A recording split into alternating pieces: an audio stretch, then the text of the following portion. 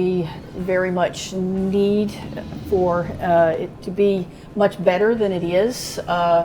It definitely would provide more economic growth. It would be better for small businesses as well as large businesses to have more access to broadband, and it would be better for our schools, which we have schools that are very locally here that could very much benefit from the county having better access to broadband. As a business owner, I know that it would help me, and it would help, people that, come into my restaurant, people that are traveling through the area, be able to have better access and to, the things that they need, this is a need that is out there, and we have to address the situation because rural America is getting pushed down because we don't have what the big cities have. Mm-hmm. We've got to do something about this. And I know that there's been some things, particularly in Henrico County. I know that Abigail Spanberg has been very instrumental in doing some very good things, passing and getting some federal money, up to quite a bit. And, I think that, we all need to, work together and move forward and see what we can do, to make this better for all of, rural counties. Well, you have it at home also, right? Yes. How far away from here is that? I live about 15 minutes from the restaurant, and it's I know that the town of Christiansburg has, and Mike Barber, the mayor, has been addressing, trying to get downtown Christiansburg, more broadband, worthy, and he's implemented some, possibilities of things to do there. Yeah. But it really needs to be done, and I think it needs to be done, in a pretty timely manner. We're not looking, waiting, years to have this happen, because it's an issue that needs to, be addressed now. Well, and honestly, access for it is why it needs to be expanded. I have it at my house, also in Christiansburg, Mm-hmm. and I see the tower from my house. My neighbors don't. So nobody around us could have it, just us. Mm-hmm. My grandma lives on the other side of the tower, and she couldn't get it because the other neighbors in between trees were blocking it. Mm-hmm. And it's something as simple as just being able to get access. But I found the solution on my part. We have a repeater on our house, just like you have. Yeah. And with the repeater, all of a sudden I was able to service 100 houses. Because my neighbor was the one that asked me for it. Like, I didn't even think about it. Yeah. And she was like, we really need it. She had somebody with special needs, and he is very particular about what he wants to watch on television. He has to access the internet for health purposes. And honestly, I think one of the bigger ones for them was TV, because he's very particular, and it's one of the few luxuries they can provide for him. And so she was like, hey, we're burning out on our air card, and we're not getting quality signal. You have broadband, right? And we're like, yeah. So she tried to get it, couldn't. And she's like, well, my neighbors have it. At which point they told her, well, you can get a repeater on her house if she'll agree to it. And I was like, yeah, I'll get a repeater on my house. Mm-hmm. And I was worried at first. I was like, is it going to slow down my service? And it turns out it didn't slow down my service at all. And I have probably less hiccups because they have to make sure it can reach everybody. Mm-hmm. And my hiccups were because the fog was so thick you couldn't even see in front of your nose. Mm-hmm. So, but. And that's a problem for me too. I work from home, and I cover all of southwestern Virginia, all of far southwest Virginia. Mm-hmm. And so it doesn't make sense for me to work out of an office in Richmond. And so it's very challenging when the weather is bad, or just when I'm trying to get a lot of work done, and I can't get a signal. Yeah. It's so frustrating, and of course, being in healthcare and having served a rural area for so long, we hear so much about telehealth, because again, we have so many unique barriers in rural Virginia, and access to mental health is absolutely critical.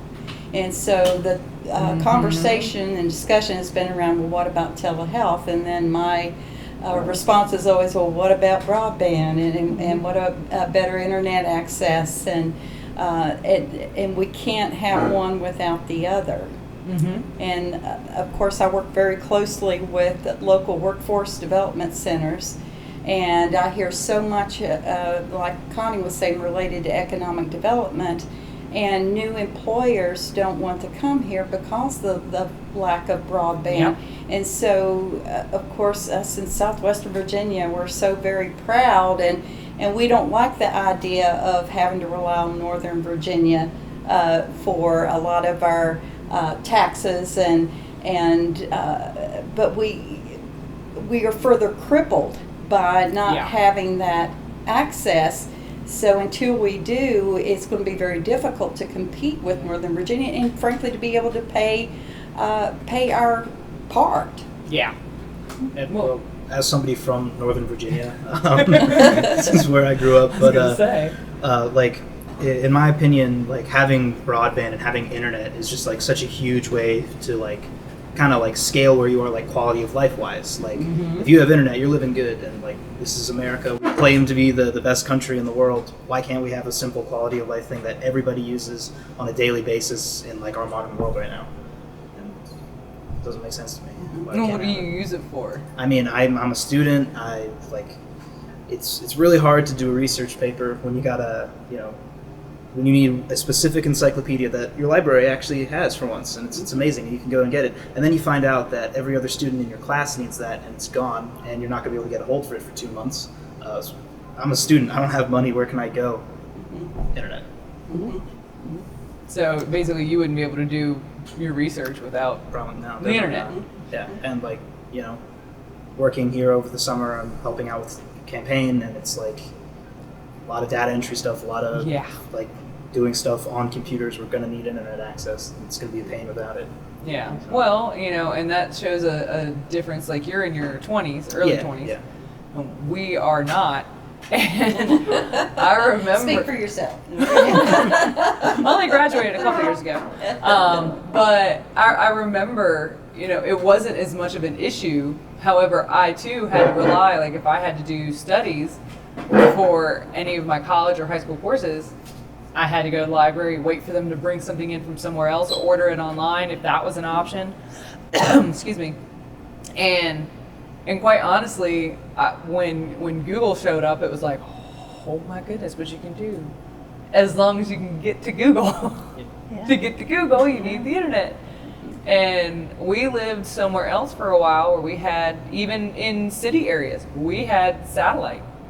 And satellite didn't work. My husband works from home. He has to have a direct connection with no delay, and a satellite has a delay. Leaves the atmosphere and comes back. And that little bit of delay made all the difference. And so we had to move. So well, I was determined I was going to be down here in this part of the state, because rural Virginia is my favorite part. But, you know, where we could live here was extremely specific, because we had to have solid internet that we could afford.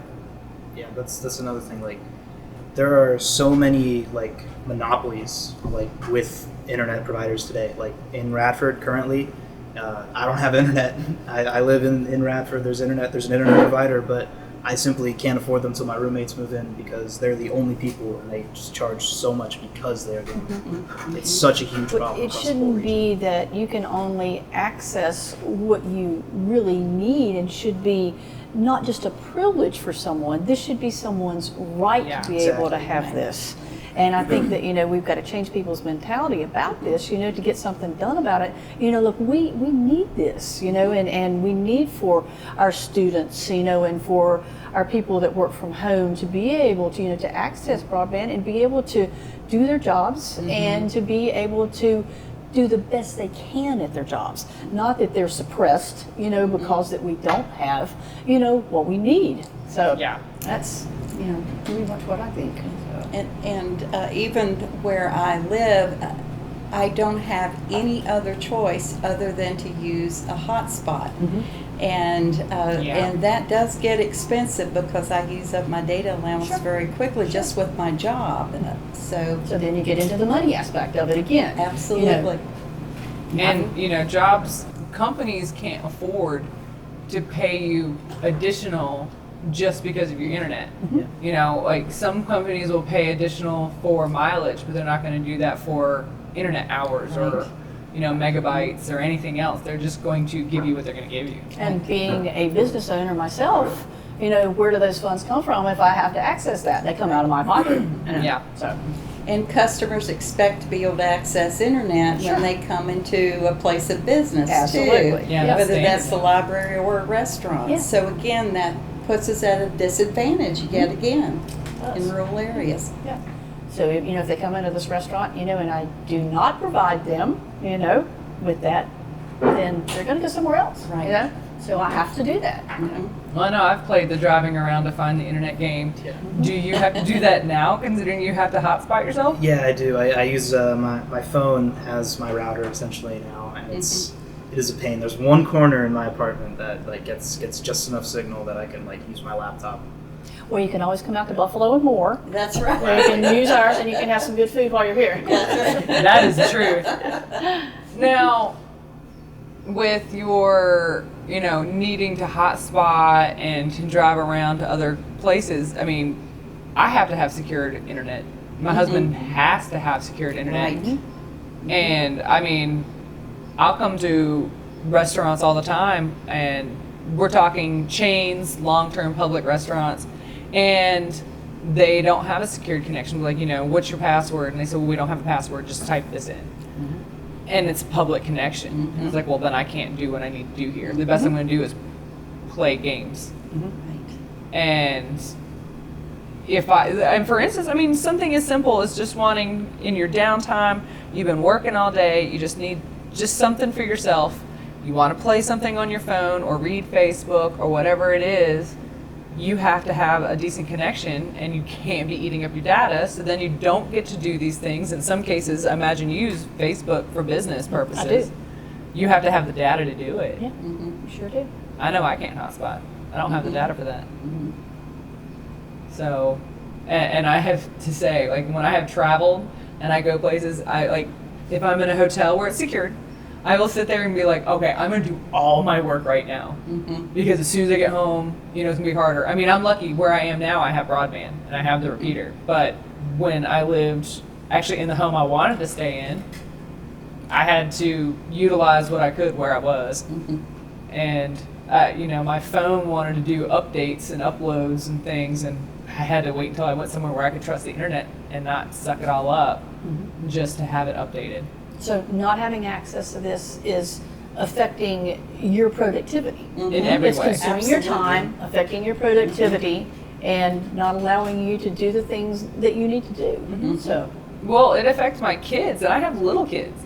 Everybody's thinking, oh, it's just the adults that have a problem. No, I have children that are all under 8, and they're all in school, and just for the music department, they do their little ensembles in the school, and you go watch them during the PTA meetings, and it's adorable, and trust me, it's adorable. But they have to practice, and their teacher has it where you go to the YouTube channel that she has for the class, and they go through the class, and she has them practicing it at home. So my kids come home, and we put it on, and they're sitting there doing their little dances and singing their songs, and they wouldn't be able to do that. I know there are students in their class that can't do that when they go home. So the best they have is when they're at school.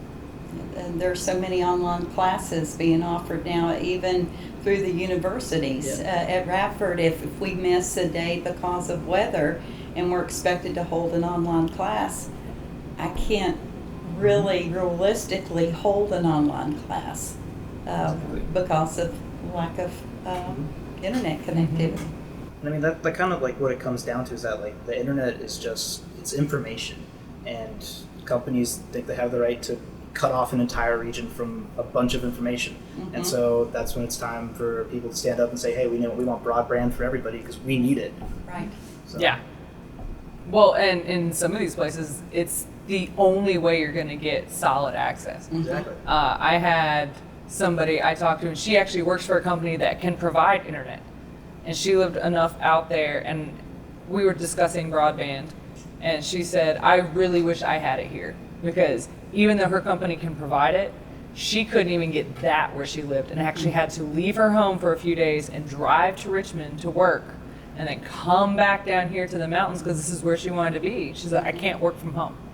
She could work from home, but she can't work from home. So, she told me, she's like, it's one of the most important things to me in this area. I love my job, but I love my house. And I mean, I don't mind having to live where I do because I still get to be here, but I don't get to live where I want just the same. Mm-hmm. And quite honestly, I mean, being down here is what I want. I have the opportunity to live in cities. We all do. We all have the ability to leave and go live in a city. Sure, but why should we have to? Exactly. Right, to have the quality of life and the Well, things that right. we need to have. And even then doesn't make it affordable. No, Right. it doesn't. It's true. I mean, how much roughly do you look at difference in value up where your parents are to Oh, here? it's crazy. Like the difference is really astonishing just because there's less potholes and they have Google Fiber. Yeah, I don't know if we're gonna be driving to the internet, but so quickly around here with potholes. But well, there's the other thing. You don't have to have big cables all over the place. I have a little teeny satellite dish in my house that looks at another teeny satellite dish that services so many people, and they're not wired to my house. They're not going to worry about trees falling on it. I mean, if the tree falls on my roof, I might have to fix the roof, but they're going to fix the dishes. Mm-hmm. So I think we've kind of addressed the issues of, we've got this problem. Now I guess the question is, what do we do to move forward and try to do something to resolve the problem? I mean, we've got to have, some people that are going to be willing to, go fight, and to say, look, something's got to be done. Mhm. So that's what Working we on gotta do. that. Mhm. But at the same time, I mean, the companies, like the service providers for broadband want it expanded, and they don't necessarily want to own the areas. They just recognize there's a need, and that's what they want to help do. And quite honestly, I know so many people that are associated with the state that are saying, this is what we want. We don't know how to implement it without, everybody coming to discuss it properly. And that is something that I think needs to change. The conversation needs to change. Everybody's looking at it on a business point. And if they're going to look at it from a business standpoint, they need to look at it as servicing a business, not the business of servicing. Because we're talking about people's, in some cases, actual lives with healthcare, their education options, their businesses operating, and for some of us, just being able to do what we need to do. I don't have time to load all my kids up to take them to a public place to have them practice doing their little songs and dances for school. And this isn't, people are like, oh, well, it's just a little PTA thing. No, this is the earlier stages of their development. This is a key time. I mean, I remember ours, as adorable as we could be when we were little, were completely discombobulated because we didn't have that option. So, I mean, I don't know what it was like for you when you were a kid, because welcome to the digital age. But Yeah, there was still some analog stuff when I was a kid. Right? Still analog. I remember the switch to digital. But that's just it. You grew up with the internet. Yeah, I did. And then you came down here to go to the school you wanted. Mhm. And now you don't have internet. Nope, not at all. That's funny. Well, and if you say you hotspot and you hotspot, how much does just that part cost? Oh, it is an arm and a leg. It is a lot. Thankfully, I'm still technically dependent on the taxes for my parents. So they say they'll provide some phone service here and there, but I have to supplement them paying from my own pocket because just how much data the hotspot uses. That is so much.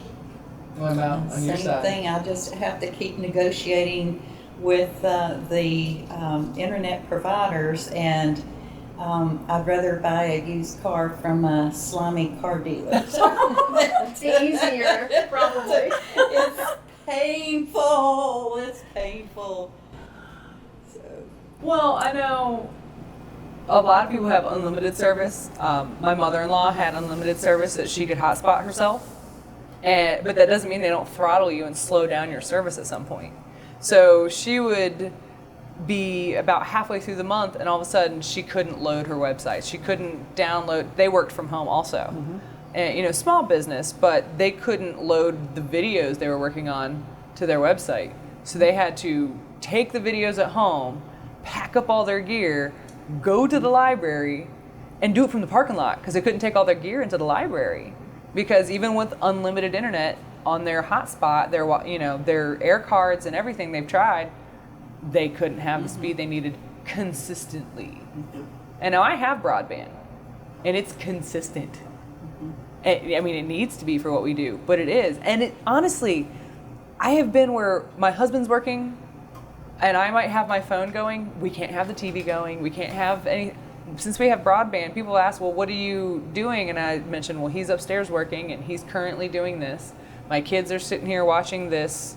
My other one is, studying on her tablet. The other one is playing her music, and it's Pandora or something. And here I am working on my laptop all at once, no hiccups, from one source that I can afford with a family of 5. I guess going forward, I mean, do more people just need to be educated on, getting a repeater put on their house, Yeah. and I mean, just more public information about things that can help people Yes. solve the problem, Well- and get to a point that they can have the broadband, I mean, I think education is a, wonderful thing, and some people probably don't know as much, about, having something like that done. Well, the repeater, getting a satellite dish to watch TV, people are like, oh, it's a small, it's about this.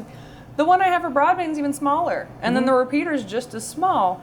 And we get our television, everything through it. Right. Instead of having multiple service providers for multiple services, it's all in one. It takes up less space. It doesn't damage my house. It was even easier to put up with, taking up less. And obviously it's more cost effective. Yeah. So. Yeah. And it just sits there. It's not an issue for me. And if there's something wrong with it, they'll notice first. We did have a problem earlier on where there was a hiccup in service. We were really having trouble, and I called them. And not only did they jump on it right away, they found out somebody was trying to hack the signal to get into people's stuff. They caught it right off the bat, and it was solved within an hour because they can. And these are jobs these people have.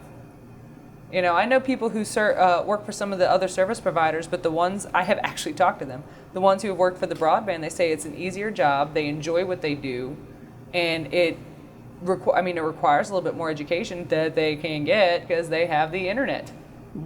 And they said it actually wasn't that difficult to obtain, and they love what they do. I mean, I know people who don't like anything about what they do, but I haven't heard a single complaint from the people who work from the company. I even made friends with the person on the other side of the hotline. Really good company. You make friends with everybody. I do. I like everybody. And it helps my business, because they're going to come in, they're going to work, they're going to get hungry, they're going to get something to eat. Yeah. So it's really a good thing. And I mean, tourists traveling, you have people, if you've got that broadband, and they're wanting to come through and they're wanting to contact their relatives and, do things, it makes it more accessible for them to do that, which is wonderful. And then by the time that you hit Floyd, there's certain providers that you can't even access a signal out in Floyd. Not even a cell phone signal. Not even a cell phone signal. Yes, I know. I have people that come in here. They're really, really frustrated. They come in here, and I'm like, okay, here you can do something, But on some of the other outskirts, like and like Rhonda pointed out toward Floyd and everything, it's just not accessible.